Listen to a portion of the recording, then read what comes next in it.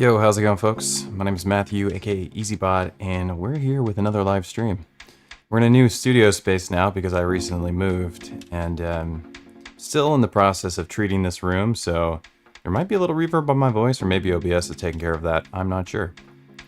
What you're hearing right now is a little bit of music that I'll be playing at a show this week, and then another show the week after, and then another show a few weeks after that of getting back into the groove of going out and performing, which is my passion and a lot of what this channel is about. Live performance with hardware, electronic music gear, like Octatracks, Digitacks, Digitones, Intact, all the Electron stuff, MA Tracker, Polygon Tracker, so on and so forth. Kind of stuff that I like to play with. I lean heavily into the stuff that I'm passionate about and try and go really hard with it instead of just kind of like glossing over things and getting my hands on multiple things. I'd rather just get a couple of things that I really like and try and get as good at them as I possibly can. And that's what I do with the gear that I own. And it's really helped me be very concise and strategic about what I buy, because I'm intentional about what I might use and what I want to spend my time learning, because time is the most precious commodity that we have, especially as musicians who are also, you know, working full-time jobs, right, and trying to perform. So what I'm doing today during the stream, which we'll be streaming for probably approximately an hour and a half, I'm going to be going over some music and some of it that I've made on streams before, so it might be stuff you've already heard. I'm going to be polishing it a little bit, maybe moving things around, adjusting things, perhaps even writing some new stuff, or adding to a pattern, or duplicating a pattern and making a new version of a pattern just to, you know, strengthen a song, giving it some more length of time. And so I'll be reviewing a bunch of tracks that I'll be playing in this next show, and maybe getting feedback from people if they're interested in doing that. And that's it. That's kind of the goal. I'm absolutely down to take any sort of questions and stuff like that come up from the chat during the stream. So feel free to ask questions, because that's what this is for: community and getting good at live hardware electronic music. So how's it going? See some of the chat over here. Let me switch this to over here so I can read this easier. What's going on? Untreated room, how dare you? Oh, this is new digs. Yeah. Yeah, the noise it drop. A noisoid. I don't know how to say it, honestly. I'm going to get my hands on that in July, and so we'll learn a little bit more about that soon, and I think that'll be a cool thing to try and integrate into my live performance. I do really want to check it out. Seems like it's got some really cool stuff. I hope that they've got all of the MIDI stuff ironed out, because that's where things get a little dicey. I would also love to just take a moment really quickly and just ask, because there's mild treatment in this room. There is a little bit. I have my like canopy noise suppression, so to speak, or noise dampening, and then I also have my carpet down, and that's pretty much all I have currently. And I'm just curious how well OBS is handling the noise suppression, because I know it has a feature in there. It does a pretty good job of removing the room. So if you could tell me if it's doing a good job, I'd love to know. Other than that, yeah, these are the new digs, and yeah, excited to be making a lot more content and doing a lot more streams here. Maybe a drop more ambient, but it's a good thing. Oh, thanks, Tone Smith. Well, I am gonna clean it up and so that it doesn't have that ambient vibe to it, but sounds fine. No echo or reverb. All right, cool. Yeah, something cool about the setup too is that things are a lot more permanent. There's and I'm actually able to get the microphone a lot closer to my face, and you wouldn't believe it, I'm facing you and my gear at the same time. This is a whole new world for me. For people who watch these live streams, I'm usually looking like this at a camera, and then playing with my gear here, and then doing this thing, and it's just like this neck check. Forget it. All right, here we go. Hey, it's the classic setup reimagined. I did recently, okay, this is what the goal is that we're talking about, is live hardware electronic music performance. We're going to be going over a little bit of music and kind of like discussing. I'll get some feedback from people, see what's going on, and then I'll kind of just give my own mental feedback about what I think I need to do and maybe what stuff is missing, and talk a bit about the workflow that I'm doing. I picked up a Launchpad Pro Mark III. That's this sucker right here. And the reason I picked it up, I've actually avoided picking stuff like this up, pad controllers like this. They take up a lot of desk space, which I don't like. This controller is nice, and I think it feels great, but the reason I picked it up is because the M8 tracker has full integration with it, and it's crazy. You'll see that this and this, just out of the side of the view, you know, it's representing what's going on the tracker. And you can kind of see that there are some lines happening on the tracker showing that it's moving these scenes. And it's pretty wild that I'm able to control my tracker from here. And so I really wanted to explore, and which I'm not doing on stream today because I'm not up to speed with it. I only plugged it in yesterday.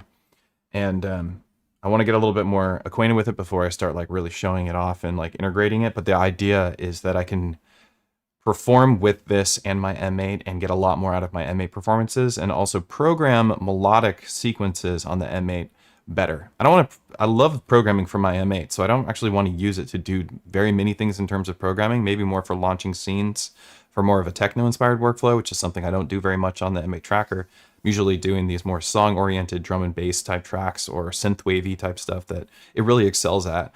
But I think once I start integrating this scene launching workflow on the M8, this would be a really great workflow for that. But besides that, programming leads on a pad controller is something that I find actually pretty intuitive. Like with the isometric, not isometric. I'm forgetting that isomorphic keyboard setup as force, which is really typical of like the push controller. I know those chord shapes, so I don't need, so I can't do chords on the M8 tracker, so to speak, but I can play arpeggios with my fingers in those chord shapes from the pad controller into the M8 tracker, and that's really useful. And technically I could set it up on the auto channel for the Electron boxes and actually do that exact same workflow across the board, and I could do those chord shapes onto my Digatone too. I think that sounds cool and something worth pursuing. It's not something I have pursued yet, and I haven't integrated it yet into my workflow. So yeah, again, not something I'm going to be able to show off today, but look forward to that in the future.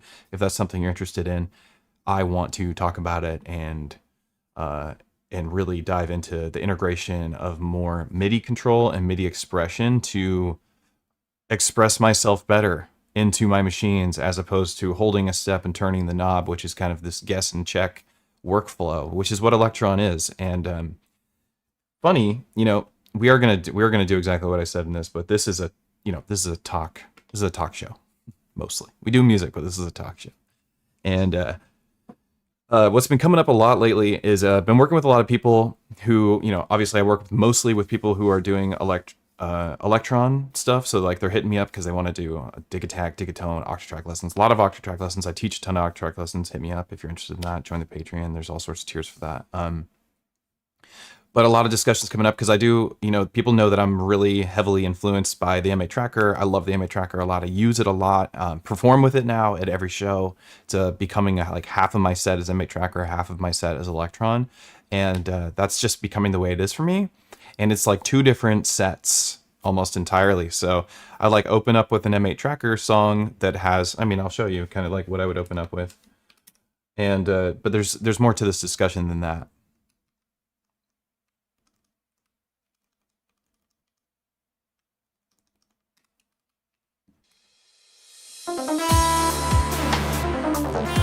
So this would be an opener song for me. And this is M8 tracker.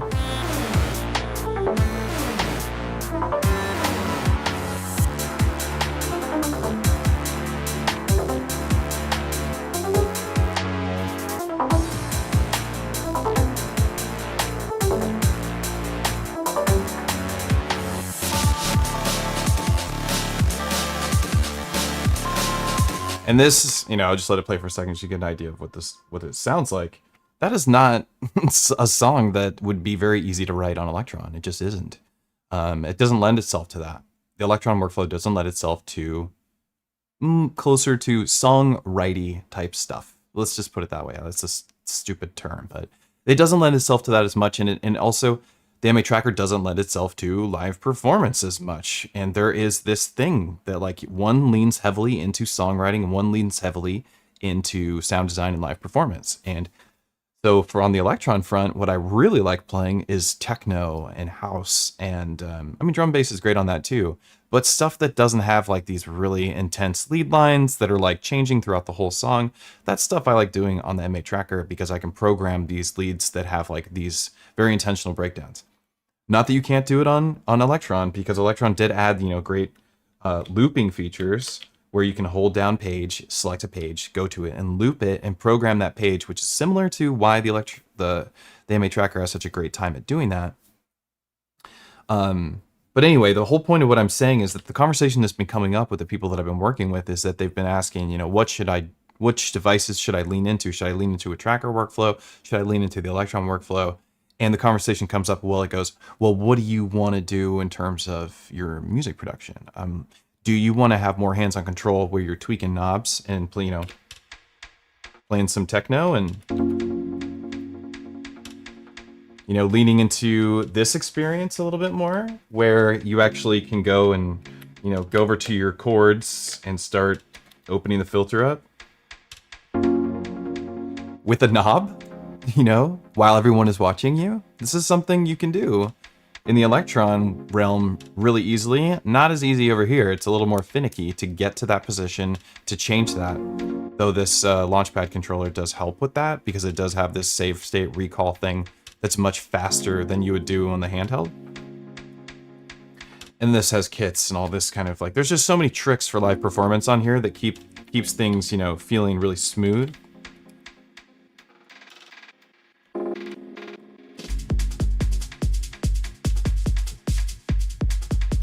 In the wrong template.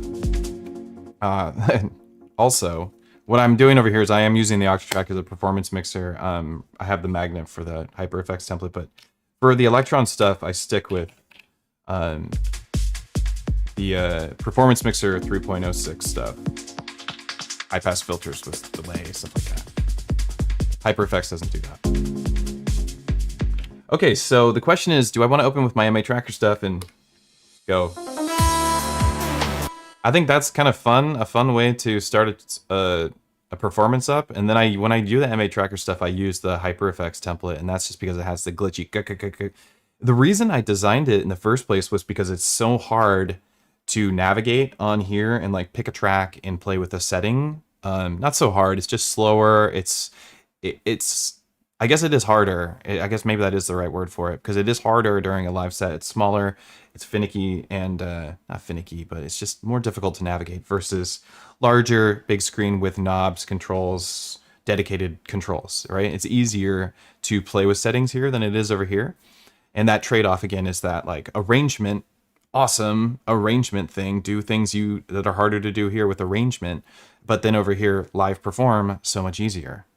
To improvise and just play with existing patterns that are maybe looping, you know? This particular track that I'm playing right now, for the whole time that I'll play this track, it'll only be one pattern, and it will probably be around roughly 4 or 5 minutes long, and that's because of the way that I've designed the pattern layout. And I've been talking about this more lately with the pattern layout. Is basically that there is 2 patterns here. They're just playing at opposite times, and I'm able to like integrate the 2 patterns in one position. So I'm using 8 tracks, 8 tracks, 8 tracks, and 8 tracks, and these each represent 2 different patterns.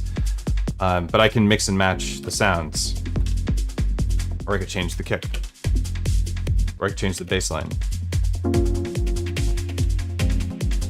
Right? This is all still one pattern, but it sounds like I've moved on to another section. So this is the idea with this performance for Electron with me now, is that I lean into how many tracks that I have, but I treat them like multiple patterns. And I do it again in this next one.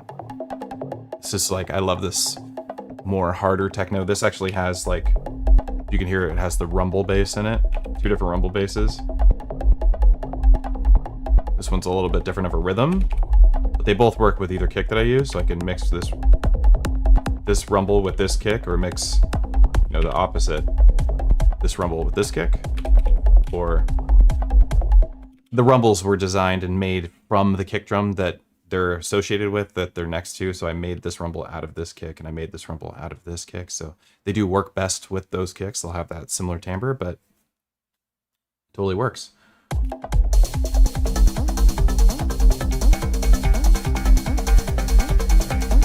I do think that these two like techno patterns, they are... I've already performed with them and I had a great time, and I feel like they're pretty fleshed out. I would like to... Oh yeah, this already has vocals. I was gonna say I'd like to add some vocals to it, but I already have some.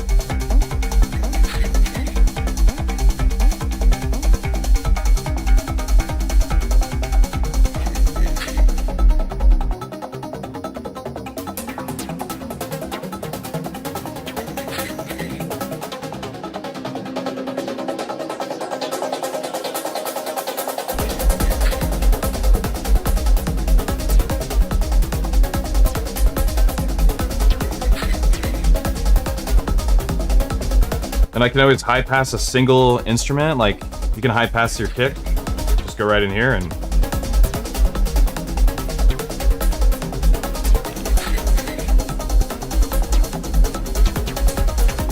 bring that back. I just find it, I'm fast on Electron because I'm so familiar with it. I've been using it for so long.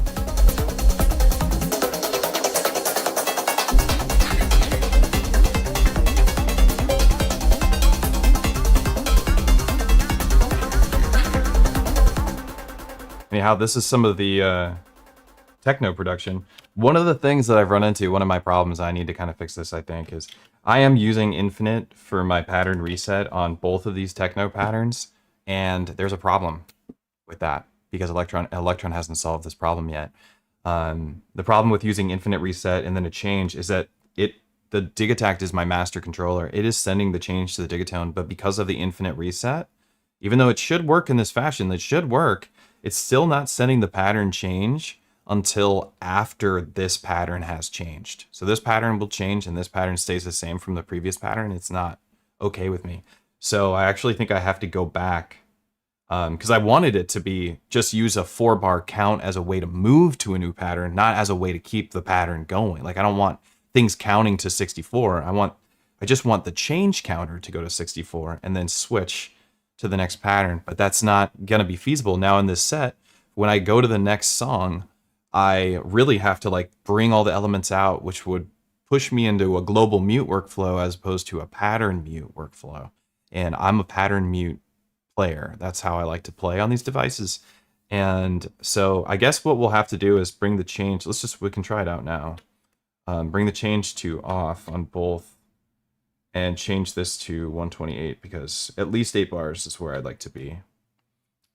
And 8 bars kind of still lets the polymetric patterns breathe long enough that they still feel polymetric, and though they will reset after 8 bars, that polymetric experience of it resetting every 7 steps because a lot of these patterns, these track patterns are set up for, or track lengths are set up for like 7 steps to give the sense of polymetric and to kind of like take you, kind of jerk you around a little bit and make the patterns feel more evolving and organic, so to speak. It's a real grabby word, organic patterns or whatever that means. They just feel more fun to listen to, let's put it that way.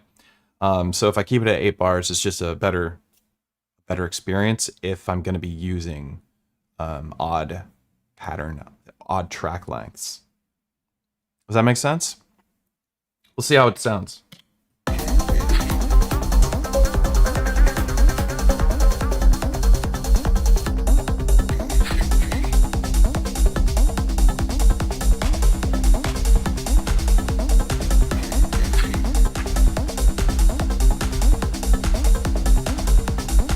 Should be it.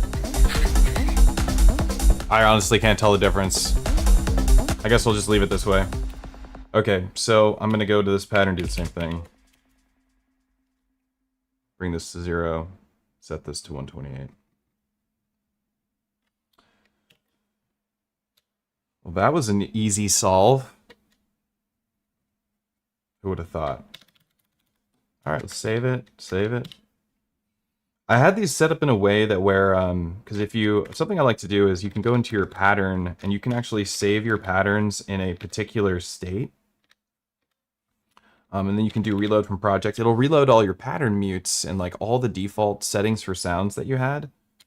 I think I'm going to go right now and just decide how I'm going to have that and resave it, because I'm not sure if I had done something in the last couple of weeks. I haven't played in like a month and a half. So I may have done something to change the default starting. And something that I really like about saving your pattern, giving your pattern a name, even doesn't, you don't have to give it a name, but it's useful to give it a name. You could, like what Deanne Crystal taught me once, was that they put the mute numbers in the name, so it'd be like 1 3 7 9. That worked, or in his case 1 3 7 6 or whatever, because he was using a Tic-Tac 1. It only had 8 tracks. Now there's 16 tracks. You can't do it. The name length isn't long enough, so it actually, you can't really do that workflow any longer. So maybe just naming the pattern's fine. I don't have a name for it. I just called it P1, pattern 1. Real clever. I'm getting super clever with the names over here. Okay, let's figure it out. How do we want to start the song? I really like the idea of starting the song with like a little bit of percussive something, and I liked having the chord progression.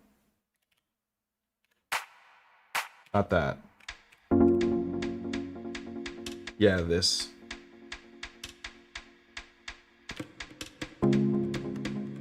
Okay, maybe these two? Perks? These are these like odd time length perks. Oh no, this one's not, never mind. What about this one? This one is 7 steps. So this is one of those tracks that was going to be affected by the infinite scale.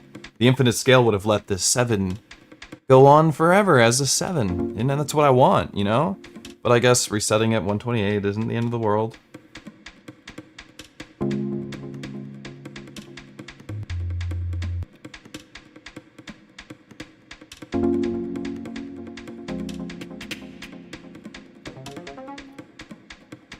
What's that? I like it. I forgot I wrote that.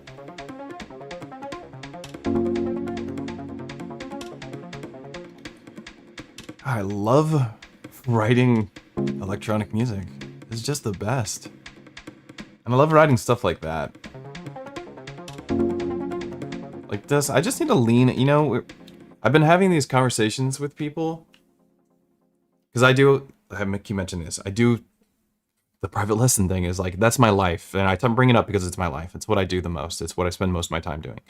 I'm having these conversations with people, and they're like, we're having this discussion about like, what kind of genre do you want to make? You know, what kind of music do you want to make? Or what instruments do you want to bring into your setup? And I found myself saying the same thing over and over again, and believing what I was saying too. And I think that's important, because you can say a lot of stuff just to say stuff, you know what I mean? But you can say stuff and believe it at the same time, and sometimes it's an epiphany. Sometimes you say something and you're like, oh shit, I believe that.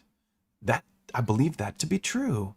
And one of those things that was happening, that I keep saying, is like leaning into the sounds that you like making, instead of leaning into trying to sound like something that you find popular or intriguing to you. Like, you're intrigued by it because everyone else seems to be intrigued by it.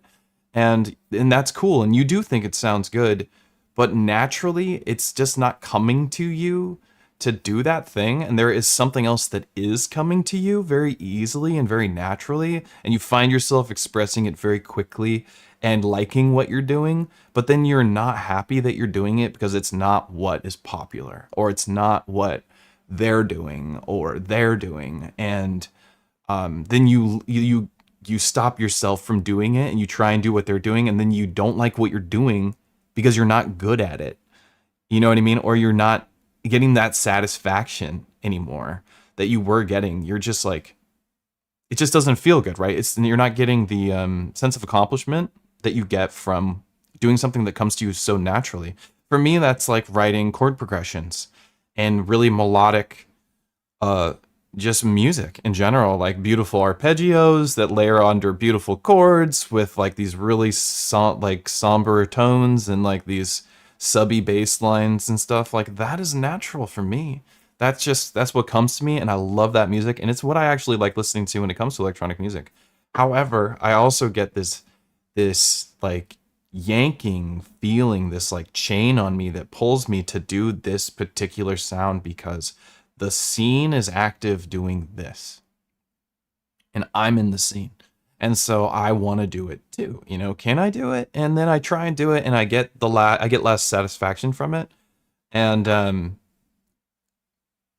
yeah, I guess my point is not to take my advice on this, but is to just think about it. Just think about like leaning into what you're already good at and what already comes natural to you and what already brings you sense of satisfaction. I think if you lean into that, you're going to make the best music that you can make.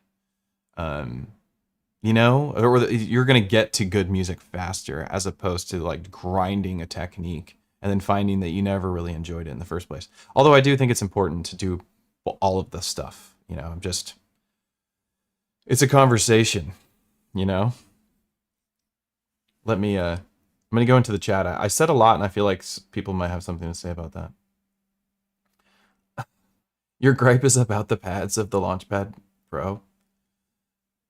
I would learn this a few months after selling mine. The random pattern generation. Okay, we're talking about Launchpad Pro Mark III. Salutations, what's up? Toby, what's up? I'll say that leaning into where you lose yourself is really the answer. So you feel me on that then, Ryan. You just can't know until you lose yourself. You know, Blake, nice. I've been guiding a friend who is new, gilding like a horse, new to hardware through the gear selection process. It's not an easy thing to do. I agree. Yeah. Phone holder for a bicycle that makes it perfect for that. Can you imagine programming that mate while you're riding your bike? That'd be crazy. Hey, Tone Swift. My 2 cents would be to pick one based on the specs they like, and if they're happy, just learn the crap out of that one unit. Yeah. That's from Tape Pusher. I also agree with that. I think you should lean into instruments. So I had this opportunity, and again, like I said, this is a talky channel, and this is what we do. Tutorials, talk, and make some tunes, but mostly talk. And so I had this opportunity when I was rebuilding my studio, you know, resetting this up, and I was in a rush. You know, I was like, I got to get this studio set back up. I have, you know, my lessons program, and I got to get to work. You know, I can only put it off for so long. You know, people pay for lessons. They got to do their thing. So I got to get this thing set up. And I thought like, okay, I got to get the essentials. Hurry. Get the essentials set up. What are the essentials? Okay, it's my MA tracker. It's my Digitac, my Digatone, and my Octatrack. And of course, my interface. And then I was like, why don't I just only set that stuff up and just kind of forget about everything else? And I can every once in a while maybe grab my other things. And you know, there's a few things where I feel this like yearning to grab it, but I just love having less on the table. A lot of this stuff is still in box or still wrapped in plastic from the move. And I'm not that inclined to unwrap it and bring it out because I want to get stuff done. And I get stuff done on stuff that I know well, very well. Music gets made, things get done. There's plenty of experimenting that can happen within the gear that I already have. And I don't know, that was not an epiphany, so to speak, but it was nice to be able to try that out and put that into action where things are literally not available to me right now. And I just have the stuff that I like and stuff that I plan to play shows with on the table. Yeah, sorry. There's just a lot that's been going through my head lately with the move. Make sure to recognize and try to replicate the configuration within across machines. Interesting.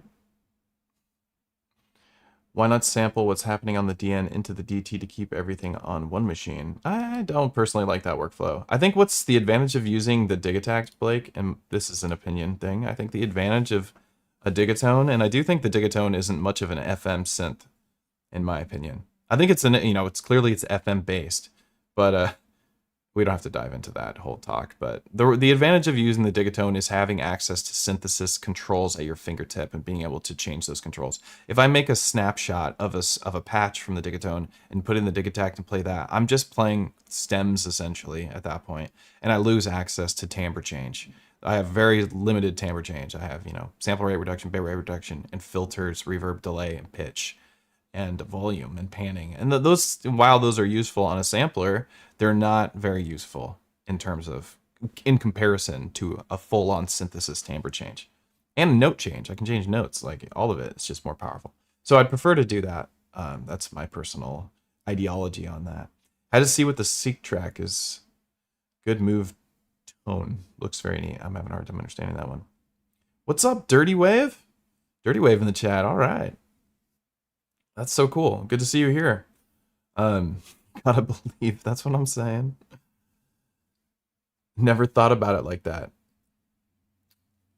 Love the musical philosophy here. Thank you. Yeah, I believe that is important. And I believe that having discussion about music philosophy from the perspective of people who are trying to play and perform live with their gear is important discussion. This was something we were talking about. A gentleman who played Modbang last night, which is a live hardware electronic music event I put on every month in Seattle. And Krieger47 is the musician who posed this question to me and came up and was like, hey, it'd be really cool is if we had either prior to somebody's performance or post-performance, we had a discussion about the performance. And while I think that's a great idea, I don't think it's the place at a performance at an event where we're coming to listen to music and like hang out. I do think it's a cool idea to do because it is cool to learn the philosophy of other performers and other perspectives on why they choose the pieces of equipment they choose.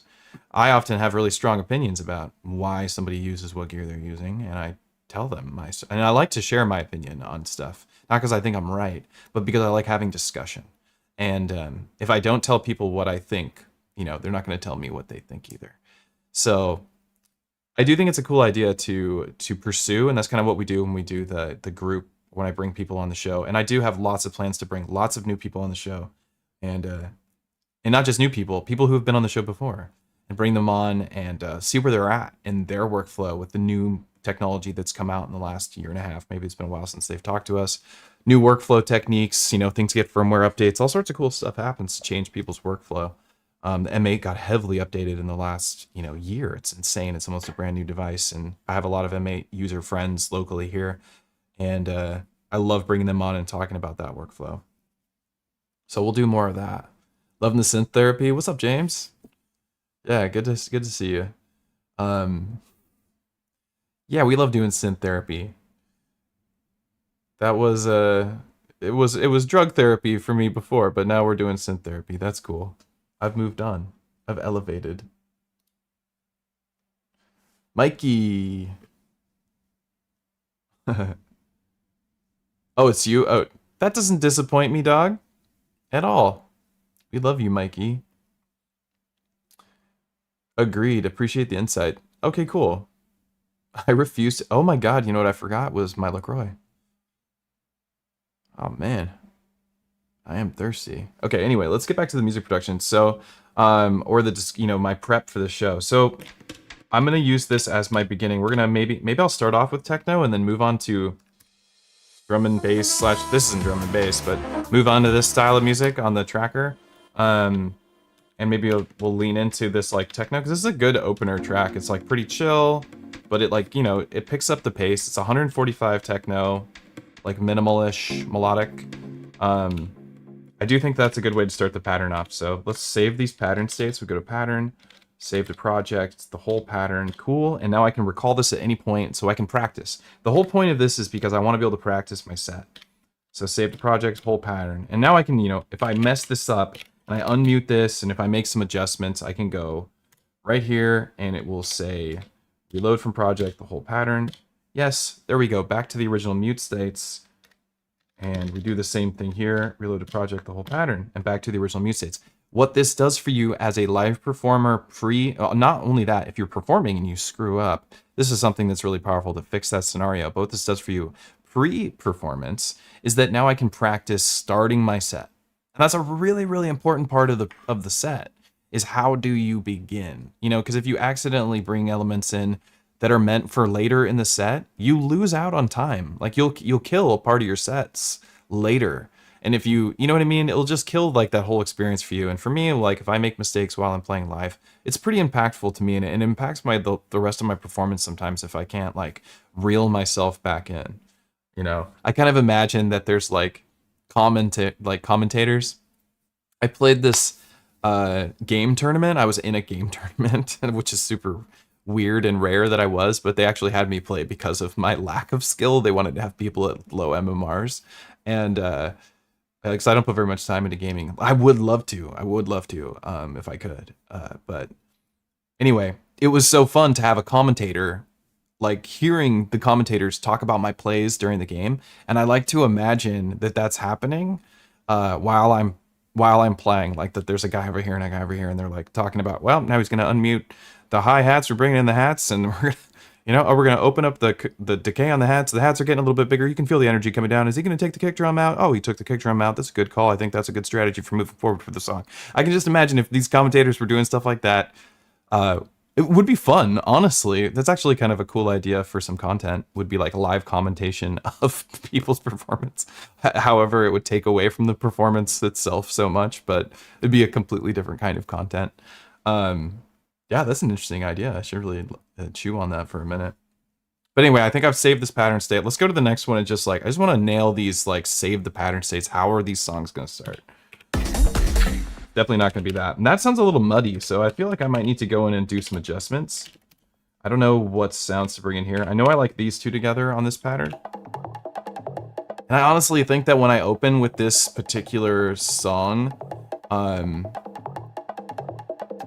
that I like to let this sizzle for a little while, if you know what I mean. Leave it on the Barbie, let it cook. There's not too much that I can even do with it. I mean, I can go function yes, save to a temporary state, go over here, and maybe we just like, we could crunch it a little bit with some sample rate reduction. Maybe throw some delay on it. Just to like open this up. And then we could go cue up this bass pattern and the kick pattern. Do a function no, and then drop the kick. This is a harder move.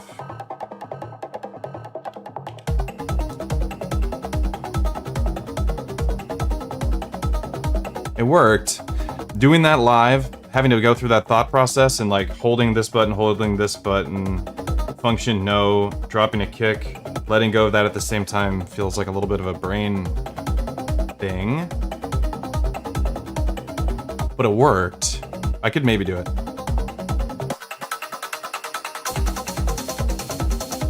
Wrong hat, so maybe it's 7?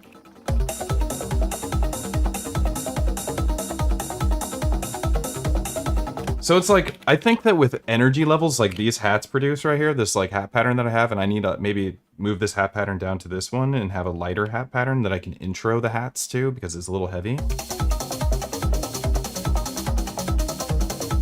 I feel like hats like this need more anticipation before they come in. So like that wouldn't be something that I would just drop right away. And maybe I'm wrong. You know, I'm not a techno ninja. I'm not a wizard at this stuff. There's people so much better than me that I need to learn from. Get in there. But I do feel like more anticipation. You need more anticipation for like the really harder drop of that metallic tone. And maybe they need also more reverb. And maybe the reverb needs to be bigger. I have the reverb like really... Oh, it's pretty big reverb.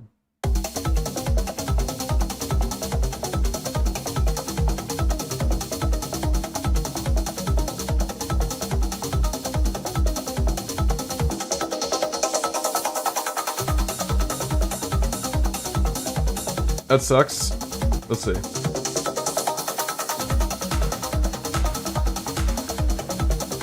I think what needs to happen is that when these hats come in, something else has to come in over here. So let's see, let's check it out.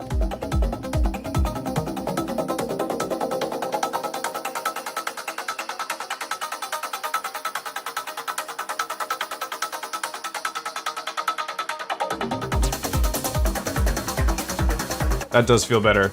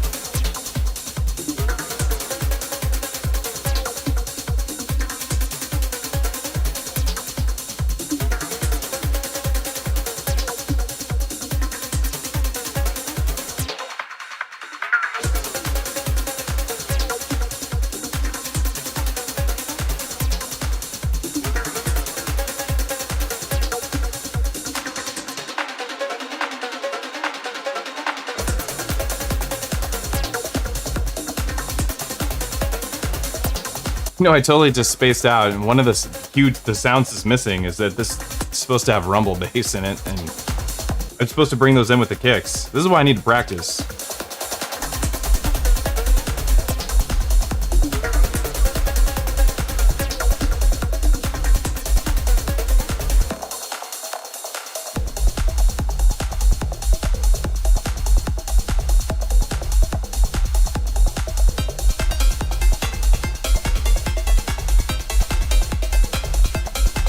I need to practice a lot.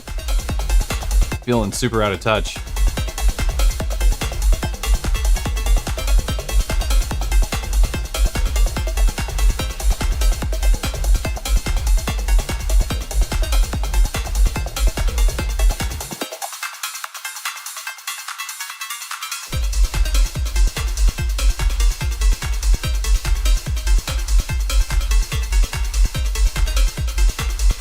Nice, nice.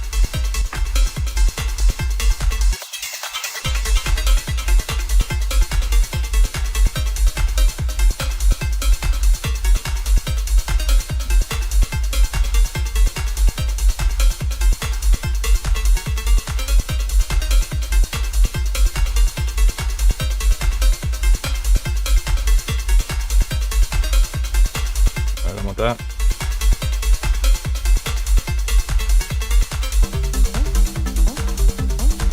I definitely wouldn't want to transition like that. We'd want to take some stuff out, so maybe we go.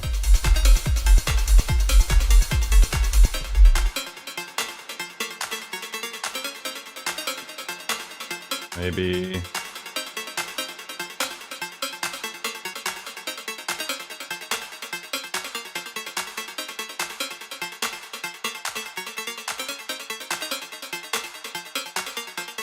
Oh man, I'm on my reverb.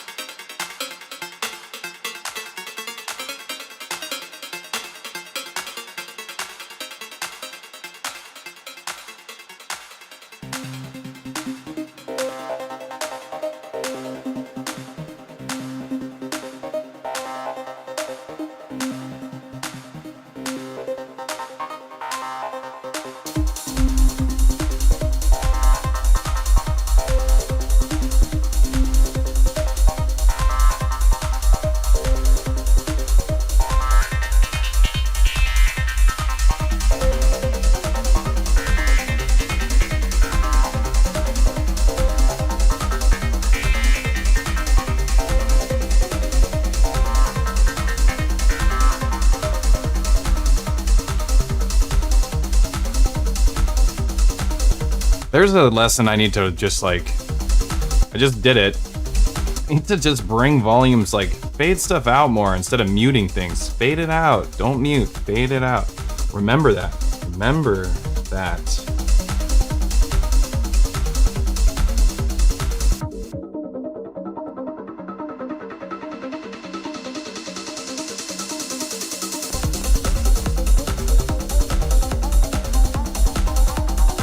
That turned out really good. The buildups in the Octatrack, like the auto builds, they're so useful for techno, especially at 4 bars. The 8 bar one I really liked using a lot, but now I'm like getting used to these like quicker turnarounds because I'm just like wanting the satisfaction to come sooner.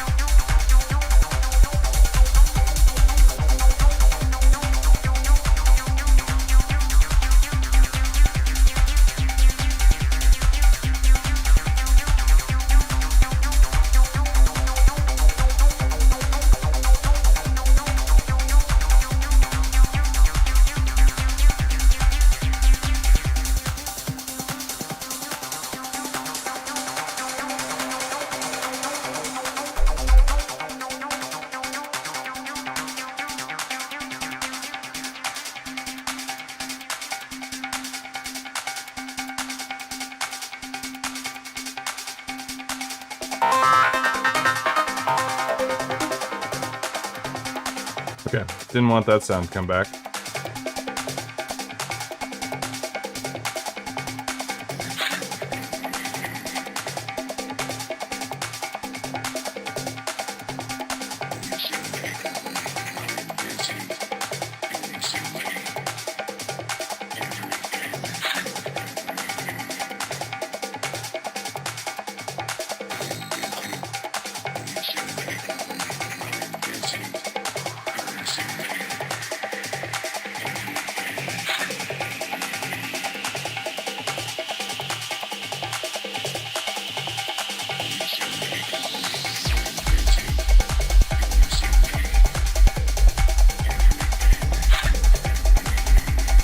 I feel like another melody should have changed there, but what are you gonna do?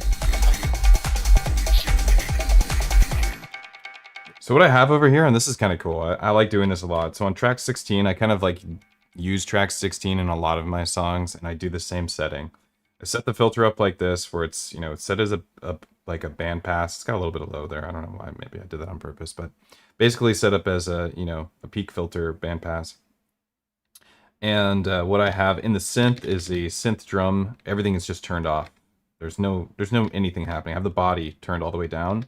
And then I have even the transient turned all the way down. All I have is the noise level, which I have high passed severely. And all it does is this.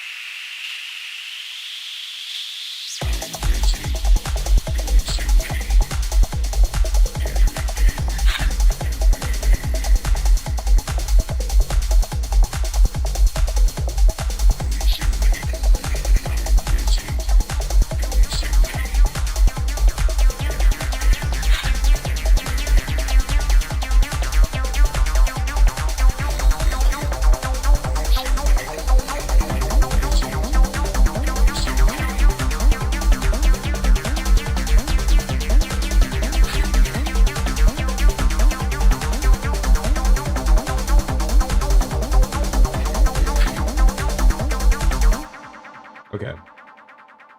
Let's see what I had already for the reload. Because I made some changes. Let's see. Go. Reload whole pattern. See, that's not right. Definitely not right.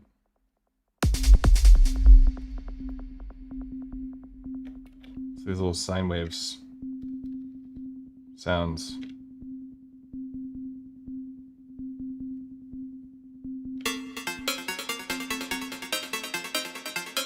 I think this is a good way to open a song with this melody. So you can only use it like one time, really. Maybe you could bring it on later, a little bit later in the track, but that's about it.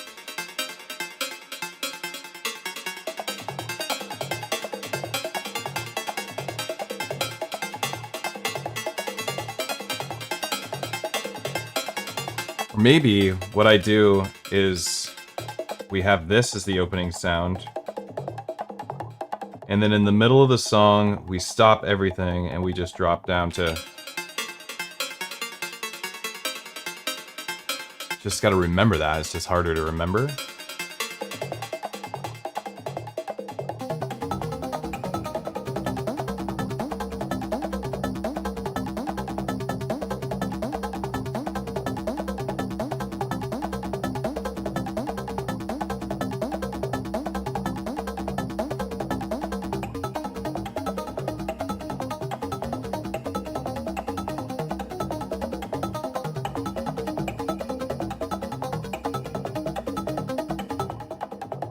Okay, we'll start with that, and then the rest I can just kind of just decide, I guess, later. Save to pattern. I'm gonna save the project, whole pattern. Okay. We're moving on to another track.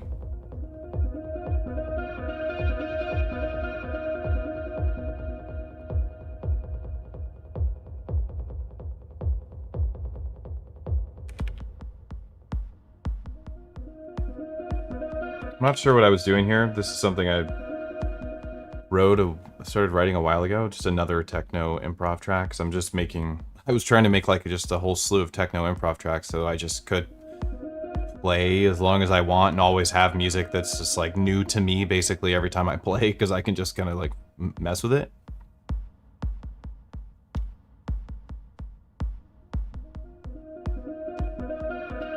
That being said, we have to explore a little bit to see what I wrote.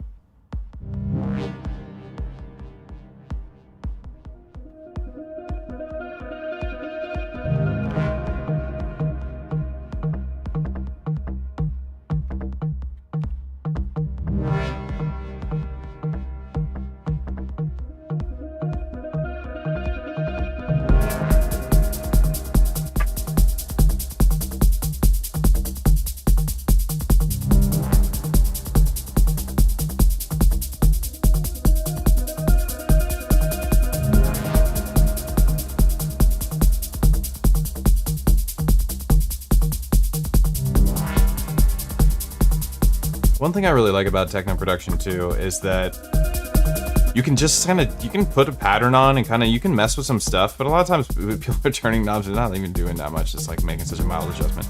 You can stop and like enjoy the music with the listener, right? Like you can step away from the machine and we can just go, you know, and kind of just like dance a little bit, hang out a little bit. And that's fun with this particular genre because the patterns will loop and they are enjoyable. The way they're designed, the rhythms, they're designed to loop for a long time without getting overwhelming, right? There's just the subtle choices, the lack of like progression. The lack of progression lets you sit in it for longer without frustrating the brain of the listener, including yourself. A lot of atonality stuff is like that too, where you can kind of just go for a long time and you're just kind of like, you don't get bored of it because you're not able to latch as easily.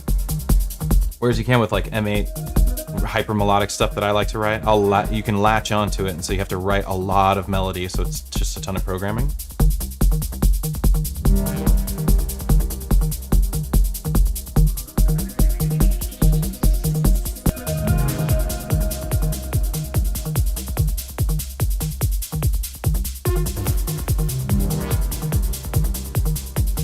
Something this was missing, and I don't have the tools set up during this particular stream, is vocals. The other ones I was recording a little bit of vocals.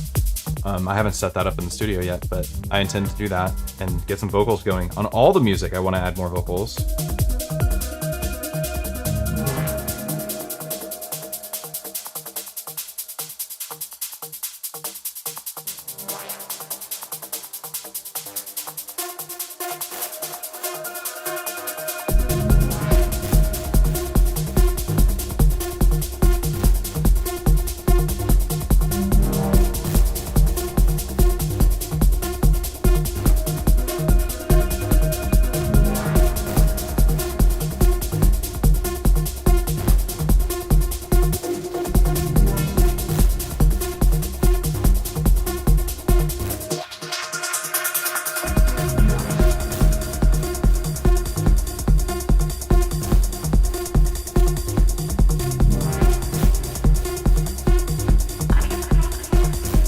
Oh, there's vocals.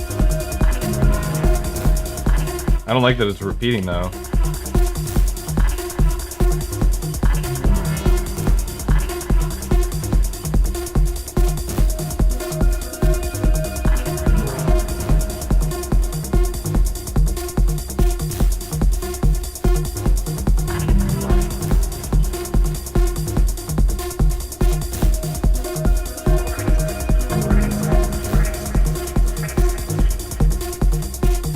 Cool.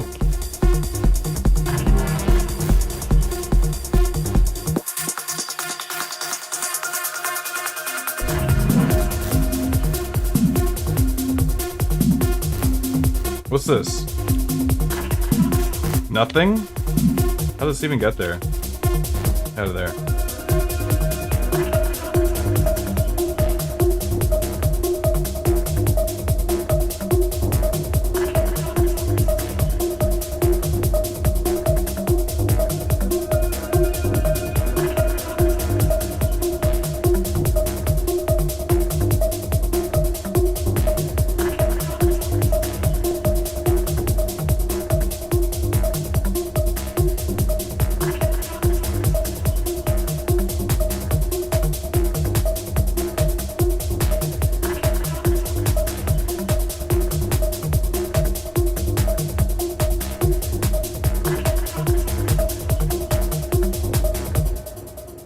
So this is a track where I feel like there's a lot more writing left to do. Like, not just me, like, I have to learn it. Like, I have to relearn how to play this song. Or this, whatever we want to call them. I guess we can call them songs, whatever they are. These little performance snapshots. I need to learn this one. But I also need to write some new stuff to it. I need to write some new melody lines and new, like, noise lines. And we need to copy the one from here. This right here. Copy. Go here. I should just save it as a preset, too. So I can always recall it. Put the trigger down, trigger length to 16. And that should be good. And now we should have a noise track. Oh, why is it set like that? Oh. Was that there on here? It was. Okay, save whole pattern, thank you.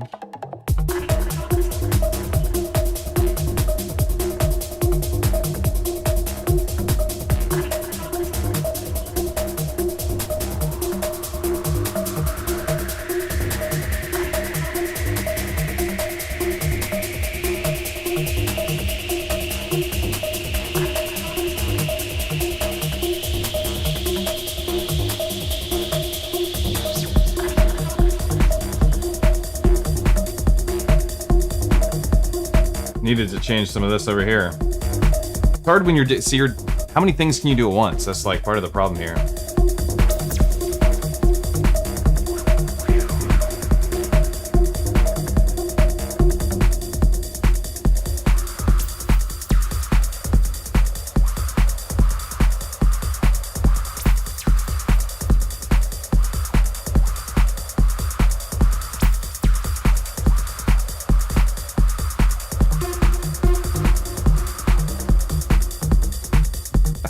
That was goofy.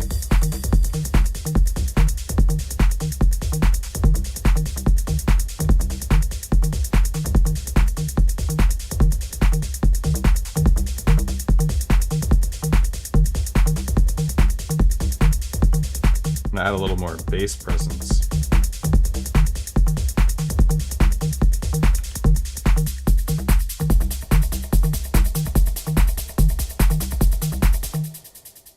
Okay, this is something I'm going to need to revisit.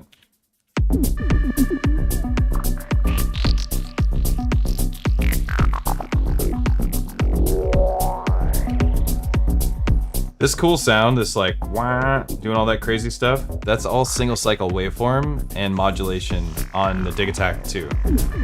This is synthesis on the Dig Attack 2, making that super cool sound.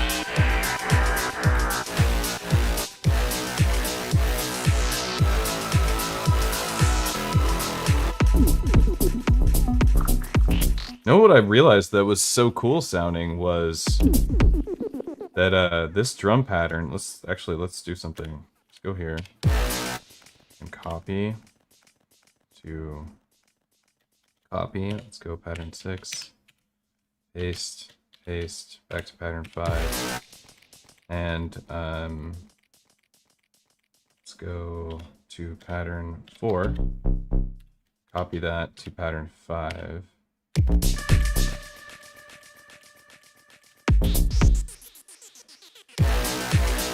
Okay, let's replace that.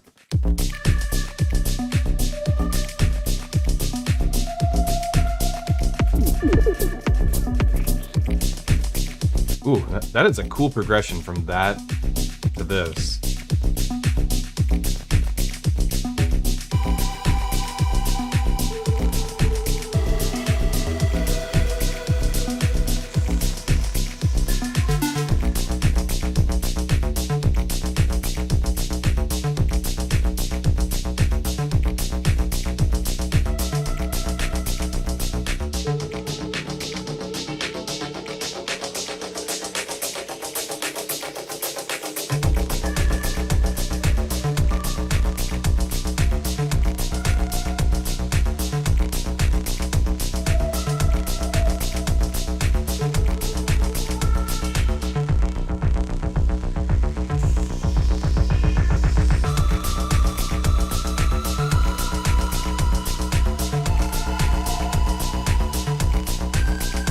Might have to save it in this configuration. I actually really like this.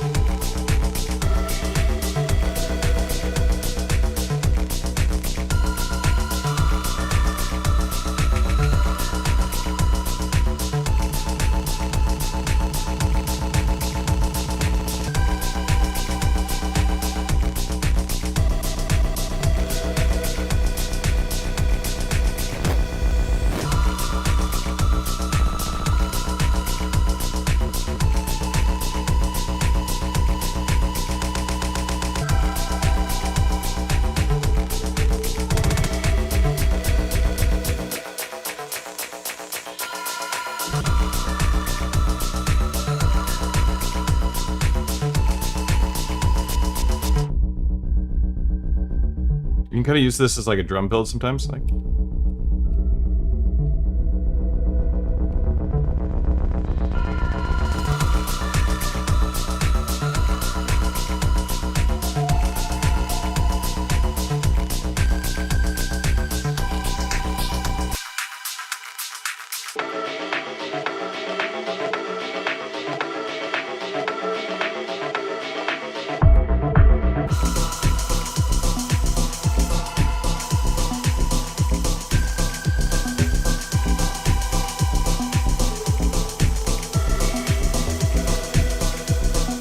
This is Performance Mixer 3.06B. This is the DJ template. Got the DJ filters you can use to like futz with each side. So I can go here and like remove the lows, and go over here and remove the mids, whatever. You can do it with the live recordings, so you can arm all and do it. You can get a 4-bar loop. Also DJ mixer on that.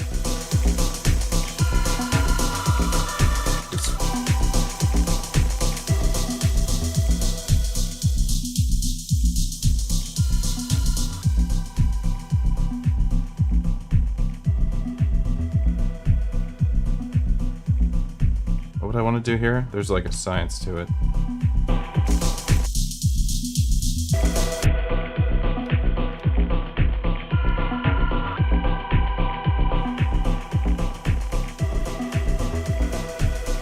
We want to mix it with some new sounds.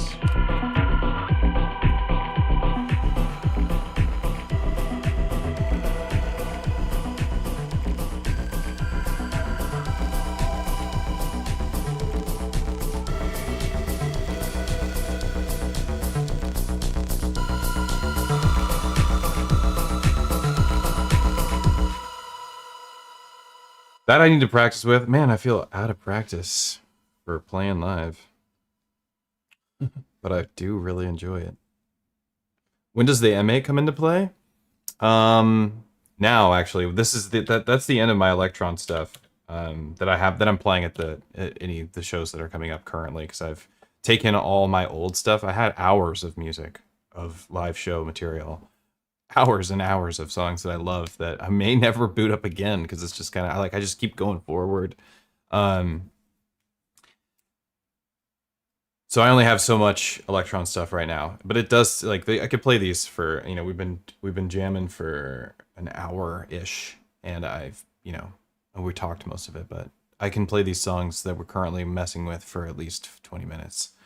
And then I have another like 20 minutes of M8 stuff. So in the M8 realm, I've made a couple of adjustments to some tracks. When I do the M8 stuff, let me see if I have it on. If I have it near me. Because I need to get MIDI from the mate. Damn. Well, to use the performance templates, I need MIDI from the mate. I don't technically need MIDI from the mate. I wasn't prepared for this, I guess. To work on songs. It's just for live performance. But so some of the songs I'll be playing is this one.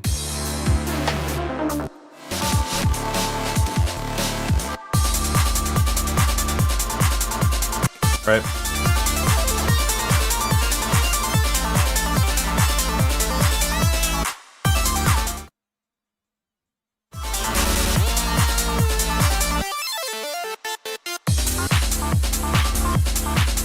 There we go.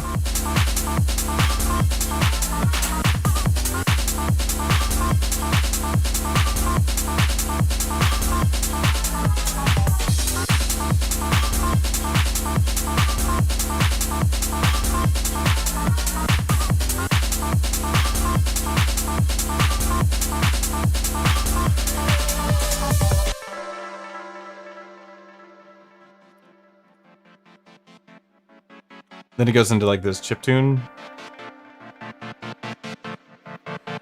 Two of the M8 songs I'm playing are very chiptune songs.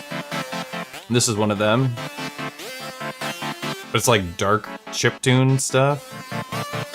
Like ravey chiptune. I love the Syntacts. Syntacts is goat.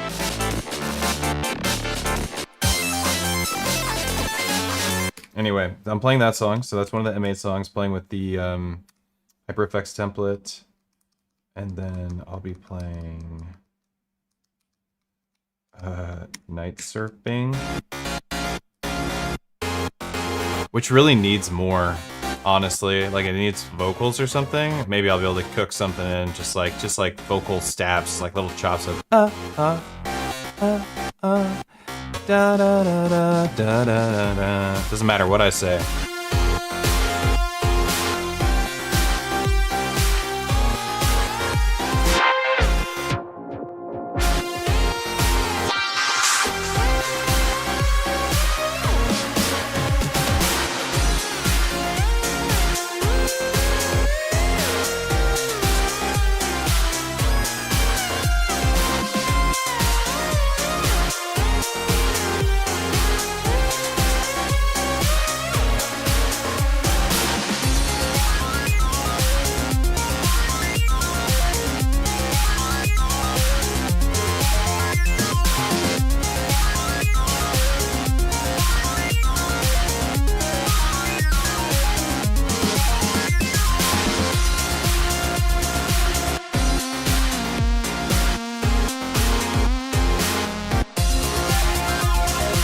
Anyway, that's that song. And then I'll be playing... I might play this. I need to work on it more.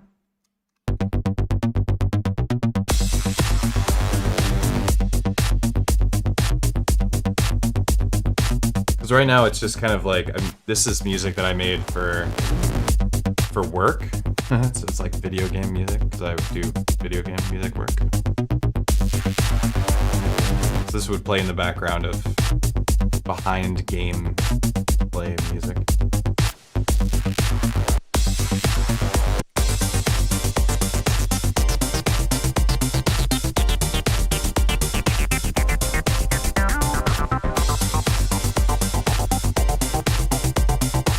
This is a new section I'm working on that actually could work on that a little bit, even though we're running out of time.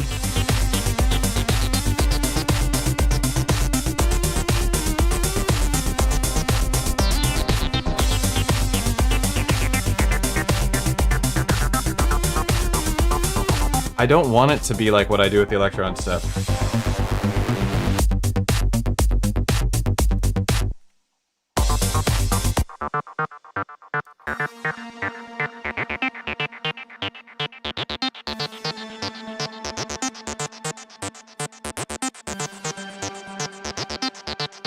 Yes, there is live mode,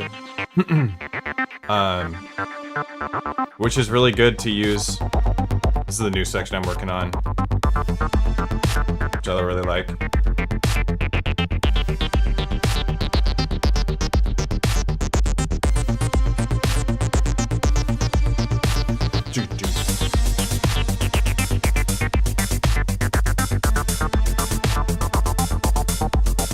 It's a far cry from being finished. This whole song.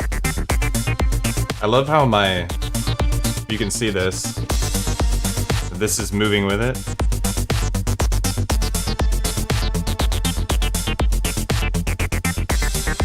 Pretty cool.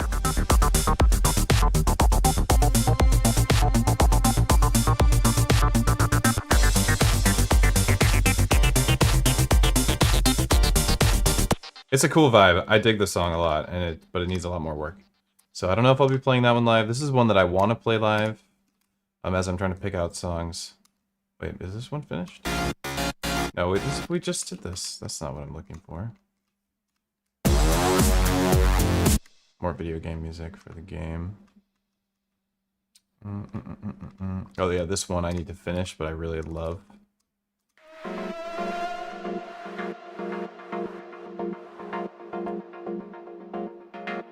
I feel like this is the sound, like this is a similar type of music I make on Electron that I made on the main.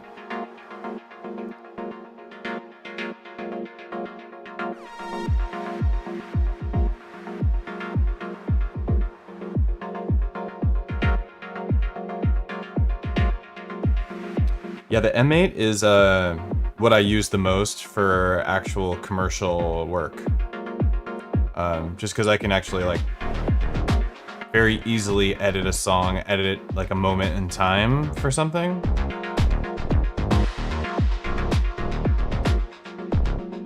Yeah, I really want to finish this song. I'm so far away from it being done.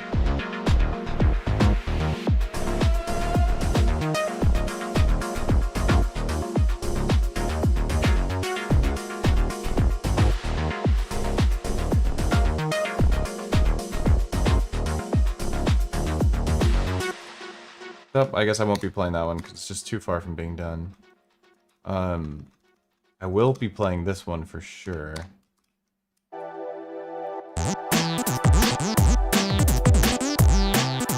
This has typically been the opener for the last, I don't know, 5 shows I've played.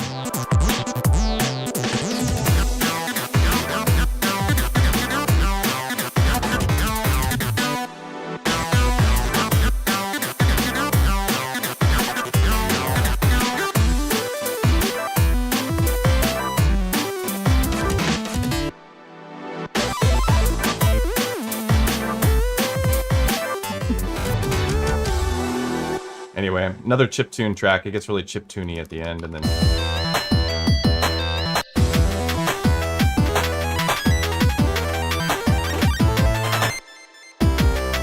it goes into drum and bass, and then it ends. It's a long song with a lot of different styles of music all embedded in it. So that's the M8 stuff. Here's the thing. It's like what we were talking about earlier on in the stream is that the M8 stuff and the Electron stuff, like the workflow, yes, you can go shift left and go into live performance mode, but you have to set up a MIDI controller, and you need to, you need to set the MIDI controller up on a per song basis. And there are controllers that are good for this. This controller, and I should point it out, it's a very cool controller. I bought one, and they also sent me one, so I have 2 of them. But I bought it before they sent it to me because I wanted one, and then it showed up as a gift, which was cool. But I have 2. But I think this would be great. This is a good pairing with the Mate, and the reason why Roto Control is a good pairing with the Mate is not because of the cool encoders. It's because of how easy this controller is to use. It's the shape of it, the buttons, and that you can map the buttons, and that you can map this as well, and how quickly you can go from setup 1 to setup 2. So it's very easy for me to, if I was to play like 3 songs and have this mapped to the Mate, I could say song 1 is setup 1 and hit the button to go to setup 1, and it's just another button press to go to setup 2, and it would just remap all the controls. And there's like huge pages, plus you can sequence on this too. It has its own sequencer built in. I haven't played with that at all, honestly. But it's a good controller for programming the Mate for live performance. Otherwise, I honestly just literally go into the tracks on the Mate. Like if I want to adjust something, I'll literally go in here and go. And then hold edit and left and right.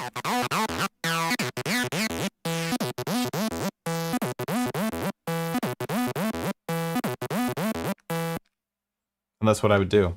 But now that they have this cool snap function, and now I need to go in and reload the project.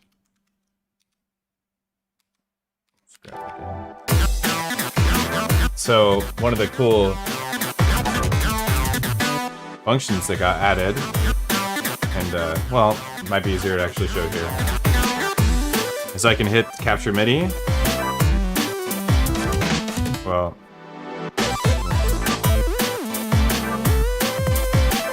is the message showing up?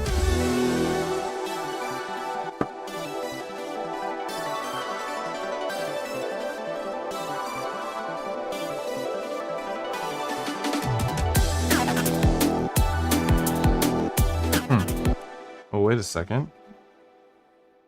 Thought that was supposed to do a capture shift. record will reload usually. On the mate, you're supposed to be looking at the mixer section when you do that. We're moving through the mate with the launch control right now.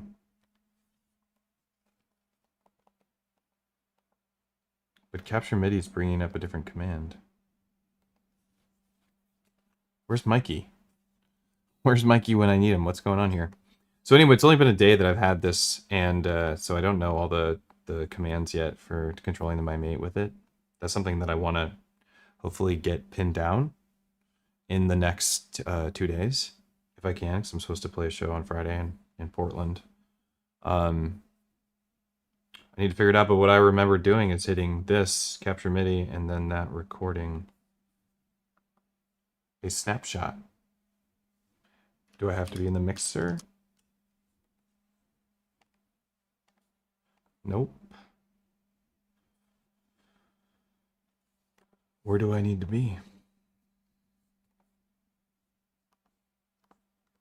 I don't need to be in the solo or mute modes. I don't know. It's doing a different language. The brackets around the song are letting you know what is being viewed on the launch control. So it's showing 8 brackets, and there's 8 rows on the launch, or launch pad, not launch control. That's why those brackets are there. They only exist when you're in launchpad mode. Otherwise, it wouldn't exist that way. So when I move the arrows on the launch pad, you can see these little arrows here. I move them, it moves the brackets, letting me know what I'm viewing on the launch pad. Just a nice little representation. You know what I think would actually be a good thing to bring to a show, like an MH show, would be just, even if it's just like an iPad, or I don't know if it works with iPads, but just something that was just a larger version of the screen of the M8. So it's just like a big screen for you to look at. Just so it'd just be easy. That'd actually be a pretty cool idea. Do you still, yeah, we already answered that question. So how, you said, how do you play the M8 Live? And for me, the M8 Live, that's why I designed this hyper effects template on the Octatrack. So like what I would do when I'm playing the M8 Live is mostly play with these glitchy beat repeat type effects, or they're jumbling effects, or beat juggling effects, where I can just move segments of time. So I could like mute and unmute, or solo sections, and do build-ups and do sweeps and filter sweeps and stuff like that. And I can also go in and edit instruments manually, which I do, and I'll go in and find an instrument that I know if I open the filter cutoff, it's gonna like blow up the sound a lot more. And I'll just do it right on the mate. A much slower workflow, but if you have a controller with all your favorite controls configured all the way already to your controller, then you can just do hands-on play with the thing. Like you could play, if it's an FM synth, you could have it play with one of the 4 mods and do really deep timbre changes, or just be a filter cutoff change for the filter. And that's a powerful way to do it as well. But you can also just do it manually. And I'm pretty fast on the mate. Like I know the mate very well. I play with it a lot, as much as I play with my Electron stuff at this point in time. And I consider these 2 things, like this is one instrument, this is the Electron instrument, this is the M8 instrument. They are 2 different instruments, and I learned them separately, and I use them separately. Even though I have 2 of these, I could pair them together. But you can actually you could use your MIDI section on here, and it will send row changes in that regard, and I don't like doing that. So just to keep the ecosystem simple, this is what I do. Yeah. Thinking of doing a blend of your effects template with Wet Paint's idea of controlling the M8CC from the OT. So that's a really great idea, Ryan. Yeah, and what Wet Paint was doing, and he's not doing it anymore. I don't think he's even playing with the Octatrack much, because all he was doing with the Octatrack, he's now doing with the OMX27, because OMX27, like the Launchpad, has full integration with the M8. Not that the M8 is integrated with the OMX27, it's the OMX27 has integration for the M8. So it has all these built-in controls that just send messages to the mate. Does a good job, but he took advantage of that, because it has like 4 extra encoders that are not assigned to anything. So you can assign them to things. And so he'll go in and assign those to his songs. And I think he probably makes the same assignment in every song, and no longer uses the 8 controls that you have on the Octatrack to do that.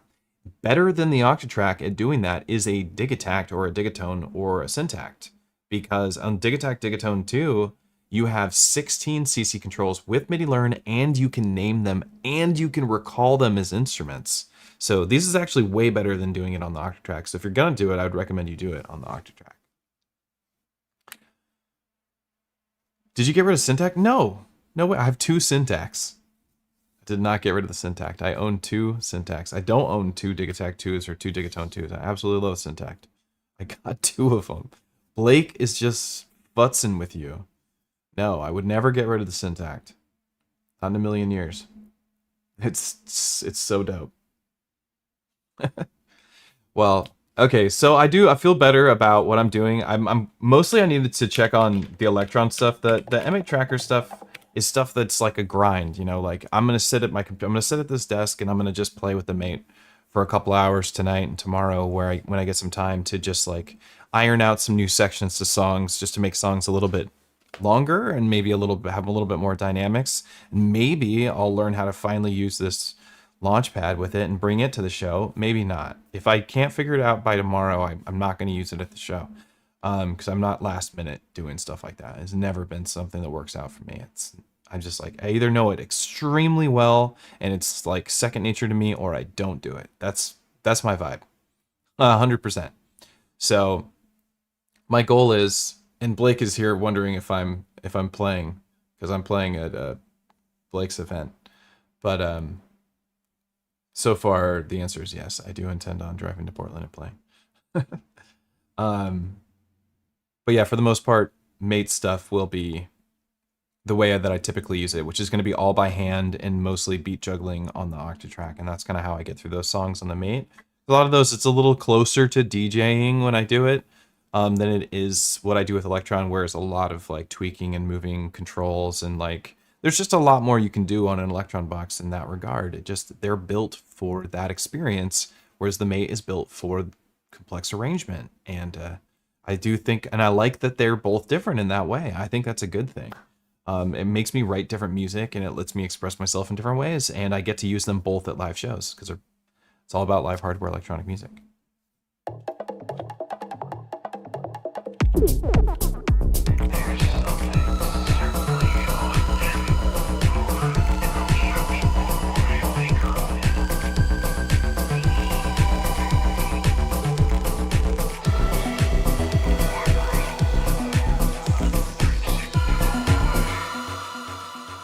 All right, I'm gonna keep tweaking these songs. I hope that it sounds good in the studio, the new spot. I hope it looks good. Like, I pride myself on how I get my cameras to look. I'm really into, I like color grading and I like film. So I like having my YouTube channel look beautiful, and I think it's looking good like it did the other studio, I hope. I really like that I can just look straight ahead at the camera and then also look down at my gear and look straight ahead. It's better for my microphone, which is an overhead mic. And it is a Shure SM81 pencil condenser microphone for anybody who cares.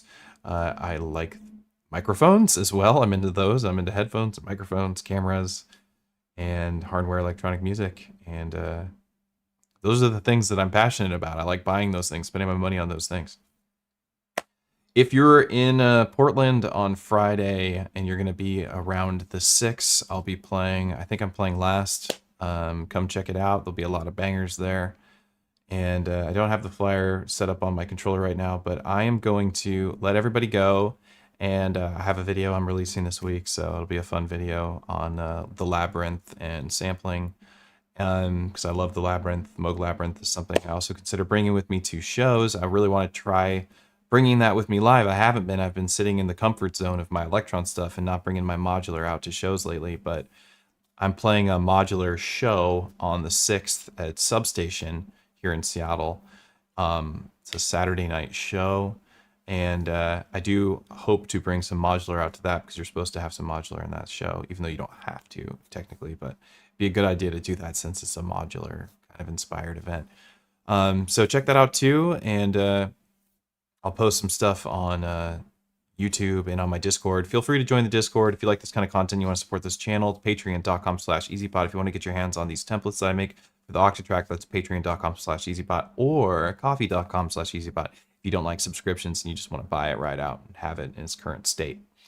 If you want private lessons, you can visit ezbot.live. Alternatively, I have a lessons program right in patreon.com, and also do a great weekly meetup called Soundcheck that is rather affordable, and it's a lot of fun, and we share music, give each other deadlines about stuff, and troubleshoot our issues. So in life and in music, but mostly in our music technology stuff. So if you're into any of that stuff, check it out. Otherwise, subscribe to the channel, leave a nice comment, or hopefully not a mean comment, just a comment. It would be cool.